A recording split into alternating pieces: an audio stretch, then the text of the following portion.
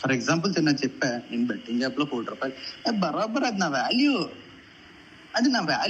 నేను 100కి 200% తీసుకుంటా, 2 కోట్లు కూడా తీసుకుంటా. హలో వింటున్నా.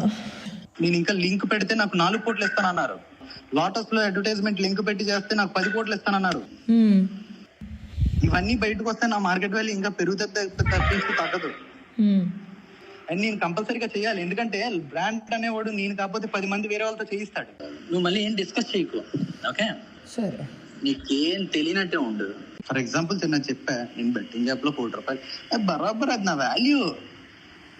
వాల్యూ. నేను 100కి 200% తీసుకుంటా, 2 కోట్లు కూడా తీసుకుంటా. హలో వింటున్నా. నేను ఇంకా లింక్ పెడితే నాకు 4 కోట్లు ఇస్తానన్నారు. లోటస్ లో అడ్వర్టైజ్మెంట్ లింక్ పెట్టి చేస్తే నాకు 10 కోట్లు ఇస్తానన్నారు. ఇవన్నీ బయటకు వస్తే నా మార్కెట్ వాల్యూ ఇంకా పెరుగుతుంది తప్పించి తగ్గదు. అండ్ నేను కంపల్సరీగా చేయాలి, ఎందుకంటే బ్రాండ్ అనేవాడు నేను కాకపోతే 10 మంది వేరే వాళ్ళతో చేయిస్తాడు. నువ్వు మళ్ళీ ఏం డిస్కస్ చేయకు, ఓకే? సరే, నీకేం తెలియనట్టే ఉండు. సైబరాబాద్లో నార్సింగ్ పోలీసులు యూట్యూబర్ హర్ష కోసం తీవ్రంగా గాలిస్తున్నారు. అతనిపై ఇప్పటికే రేప్ కేసు నమోదు కావడంతో బృందాలుగా ఏర్పడి అతని కోసం గాలిస్తుంటే అజ్ఞాతులను హర్ష మాత్రం ఆడియో క్లిప్పులు రిలీజ్ చేస్తున్నాడు. ఇప్పటికే ఆమెతో తనకున్న సంభాషణ ఒక ఆడియో క్లిప్ రిలీజ్ చేసిన హర్ష ఈరోజు 2వ క్లిప్ని రిలీజ్ చేశారు. ఆ క్లిప్లో చాలా స్పష్టంగా ఇద్దరి మధ్యన వ్యాపార సంబంధాలపై ఉన్నట్లుగా తెలుస్తుంది. ఒక్కసారి ఆడియోలో ఏముందో విందాం. 5 years back we had liquor license business. Okay, liquor business లో లైసెన్స్ వేరే వాళ్ళకి ఉంటుంది, షాప్ మనకు ఉంటుంది. ఓకే, ఏదైతే ఫర్ ఎగ్జాంపుల్ నెలకి నేను 10,000 సంపాదించుకున్నానంటే వాళ్ళకు ఉన్న షేర్ వాళ్ళకి వెళ్ళిపోవాలి. ఓకే, ఇప్పుడు ఇదే లైసెన్స్ నేను వెళ్ళి కొనాలి అనుకుంటే నాకు రాదు, వయసు లేదు. రెండోది ఏంటంటే దానికి టెండర్ ఫిల్ చేసుకోవాలి. మూడోది ఏంటంటే ఆ టెండర్ కూడా చాలా బొమ్మిని తిమ్మిని ఉంటాయి. అది ఆ గేమ్ అంతా ఎవరు స్ట్రైట్ గా ఆడరు. So it was almost like we were under somebody and వాళ్ళ కోసం మనం పని చేసాం. ఓకే, వాళ్ళకి షేర్ బిజినెస్ లో ఉండి ఓకే, మళ్ళీ ప్యూర్ అదొక వేరే లెక్క టైప్ బిజినెస్ అన్నమాట. ఓకే, సో అది చేసిన తర్వాత the owner suddenly expired. Okay, so ఏమైందంటే బిజినెస్ టోటలీ మనకి ట్రాన్స్ఫర్ అయిపోయింది. బేసిక్లీ ఇన్ దట్ బిజినెస్ మనకి ట్రాన్స్ఫర్ అయింది. ఆ ట్రాన్స్ఫర్ అయిపోయిన తర్వాత ఏమైంది, అడుగుడుకు వచ్చేసి he was literally tracing me, where is this girl who is running this. Okay, because exactly తండ్రి తర్వాత కొడుకుకి పోవాలి కదా. ఆ కొడుకుకి పోవాలి అనుకుంటే అది నేను ఇవ్వాలి తలుచుకోలే యాక్చువల్లీ. అప్పుడు డబ్బు కకృతి పడి I so much of money is coming, liquor వెనకాల ఉండే డబ్బులు అసలు పిచ్చిగా ఉంటదని చెప్పేసి అసలు ఐ వాంట్ దిస్ బిజినెస్ అని చెప్పేసుకొని అసలు I did not give him, because అదంతా కాంటాక్ట్స్ నాకు వచ్చేసింది కదా. నీ బిహాఫ్ లో నేను పని చేసుకుంటున్నాను అనుకుంటే okay, whatever you are entitled for అది నాకు వచ్చేస్తుంది. వెదర్ ఇట్ ఇస్ నాలెడ్జ్, డబ్బులో, పనియో, కాంటాక్ట్స్, అదంతా నాకు వచ్చేస్తుంది. సో అప్పుడు కొన్న డబ్బు మీద కకృతి పడి I did not give that business to him. I was like మనమే డీల్ చేద్దాం, మనమే క్లోజ్ చేద్దాం, అది తీసి చెప్పేసుకొని నేనే మధ్యలో నుంచొని I was like no we will do it అని చెప్పేసుకొని నేను బాడీ కూడా చెప్పాను, we'll do this, continue this, we'll not give it to him. I was not ready to give that space also to him.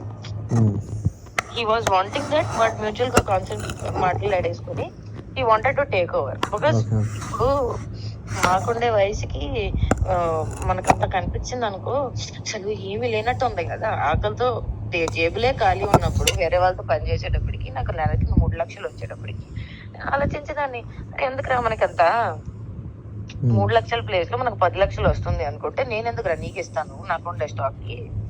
So అప్పుడు అదే log అయి మనకు trace చేయలేక మనం వేరే వాళ్ళని ఇక్కడ కూర్చోబెట్టేసి used to run the business from behind. I used to like somewhere else some from other point of view used to get the stocks and everything. Okay, go down ఉంటుంది, wholesale ఉంటుంది అక్కడ.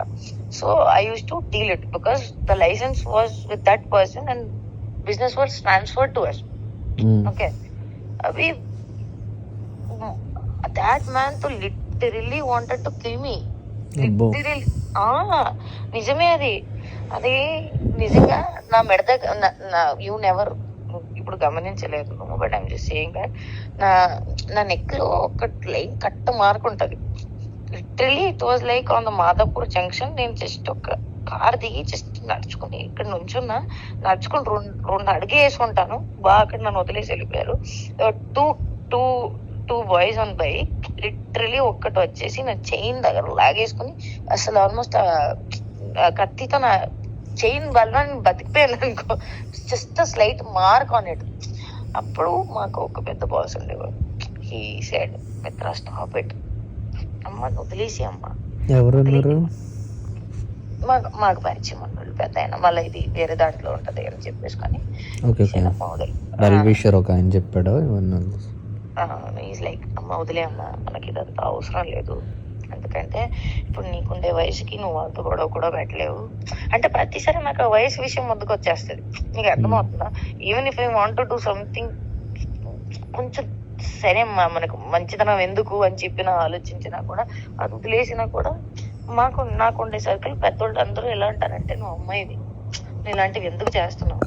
ఇప్పుడు ఎవరికి తెలియదు కదా నాకు డబ్బు కావాలి, నాకు డబ్బు కావాలి. ఎందుకంటే శాశ్వతంగా బతికే సమాజంలో మాకు తిండి పెట్టలేదు ప్లేస్ లో, మాకు ఎవరి దగ్గర అయితే పని దొరుకుతుందో అట్లా పని చేసుకొని అవతల బిజినెస్ మాకు ఇచ్చేసి expired, and after that business is like almost in my hand. ఇప్పుడు నాకు అంత తెలివితేటలు ఉన్నా కూడా ఆ డబ్బు కక్కర్తి పడేసి I did not leave it, నేను వదలలేదు.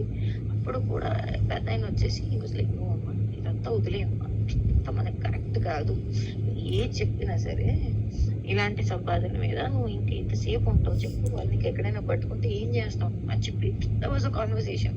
అండ్ దెన్ అంటే వాళ్ళు మాకు కూర్చోబెట్టేసి మ్యూచువల్ లో కాన్సెప్ట్ లో అది వాళ్ళకి ఇప్పించేసారు. వాళ్ళకి ఇవ్వడంలో కూడా I was not happy at all.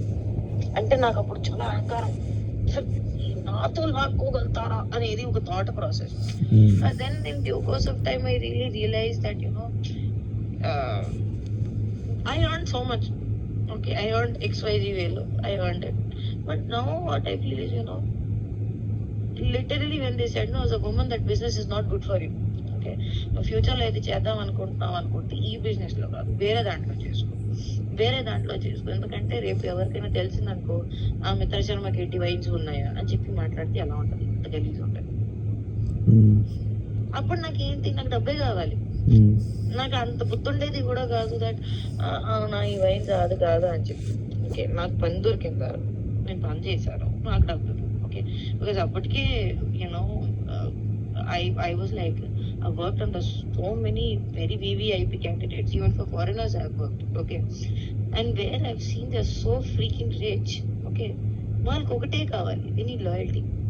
That is the reason I all the time keep telling you, loyalty. It's all because I've learned that from the most VVIP candidates, that if you are just loyal to them, okay, just loyal to them, you can be the part of the success and the money they have earned. Just be a part of their loyalty and they'll give you everything. అబ్బో మస్తుగా ఇవ్వలేని వాళ్ళు కూడా ఉంటారు కదా. నేనేమంటాను, ఇవ్వలేని వాళ్ళతో మనం ఎందుకు ట్రావెల్ అవుతాం, మ్యాటర్ అది. ఇప్పుడు నేను ఒకటి చెప్తాను, ఓకే, ఎలా చెప్పాలి దీన్ని. ఇప్పుడు what you are seeing today is not today's work. So many years నుంచొని మనం అక్కడ పని చేసాము, అక్కడ నుంచాము. యూ టెల్ మీ, ఏం పని నేను చేయలేదు. కొంచెం యాక్టింగ్ నుంచి వాడి దగ్గరికి వెళ్ళేసి ఇక్కడ దగ్గరికి వెళ్ళేసి అది చేసుకొని ఇది చేసుకొని అక్కడ పంపించి ఇక్కడ పంపించి అలా చేసి ఇక్కడ నుంచి డబ్బు తీసుకొని అక్కడికి పోయి, అసలు సగం జీవితం నాకు అనిపించింది till now I did manipulation only. That is the reason I got bored with manipulation. My reality is that ఇప్పుడు ఒక చిన్న పిల్లడికి చాక్లెట్ తిను అంటే ఒకరోజు వాడికి చాక్లెట్ నుంచి విరక్తి వచ్చేస్తుంది. My whole conversation is 9 to 5 job చేసిన వాళ్ళు ఎంత ప్రశాంతంగా బతుకుతారు. ఎందుకంటే they know what work they are doing, they have to do the same job. Okay, there is no creativity, there is no difference in the working pattern, there will be no change in whatever they are doing. Okay, మహా అయితే నువ్వు loyal గా ఆ కంపెనీకి పని చేసావు అనుకో, సంవత్సరానికి 2 సంవత్సరానికి నీకు వచ్చేసి ఒక హైక్ ఉంటుంది. But they have no brain pressurizing work. Okay, They just have to give output for the work they already know. అవును. But here is like, ఇప్పటి వరకు 2 ఆడియోలు విన్నాం. చాలా స్పష్టంగా ఆమె ఒక లిక్కర్ బిజినెస్ కోసం చేయాలి, తనతో కలిపి పనిచేయాలి, తనకు వయసు సహకరించట్లేదంటూ ఆమె హర్షతో మాట్లాడుతున్న ఆడియోలో ఉంది. ఏదేమైనా సరే బిజినెస్ విషయం పక్కన పెడితే అసలు హర్ష దొరుకుతాడా దొరకడా అనేది ప్రశ్న కనిపిస్తుంది. ఆడియోలు లీక్ చేసే బదులు ఖచ్చితంగా అతనే పోలీసుల ముందుకు వచ్చి తన నిజ స్వరూపాన్ని కానీ తన నిజాన్ని బయట పెట్టాలంటూ హర్షకి వ్యతిరేకులు డిమాండ్ చేస్తున్నారు. మరోవైపు ఈ ఆడియోలు ముందే లీక్ చేశారంటే ఇది ఖచ్చితంగా ప్రీ ప్లాన్డ్గా జరుగుతున్న సంభాషణ అంటూ అతనికి వ్యతిరేకులు అంటున్నారు. కానీ దానికి హర్ష కౌంటర్గా ఏం చెప్తున్నారంటే తను వాళ్ళ సంగతి ముందే తెలుసు కాబట్టి నేను ప్రీ ప్లాన్డ్గానే ఆడియో రిలీజ్ చేశాను, రికార్డ్ చేశానంటూ అతను సమర్థించుకుంటున్నారు. ఏదేమైనా సరే ఏది నిజం ఏది అబద్ధం తెలియాలంటే హర్ష నార్సింగ్ పోలీసు ముందు హాజరవ్వాలి. పోలీసుల దర్యాప్తులు నిజాలు బయటపడాల్సిన అవసరం ఎంతైనా ఉంది. హర్ష విషయంలో ఇది ఎక్స్క్లూజివ్ ఇంటర్వ్యూ. వచ్చే వారం మరో విషయంలో మళ్ళీ కలుద్దాం. అంతవరకు నమస్తే, థ్యాంక్ యూ.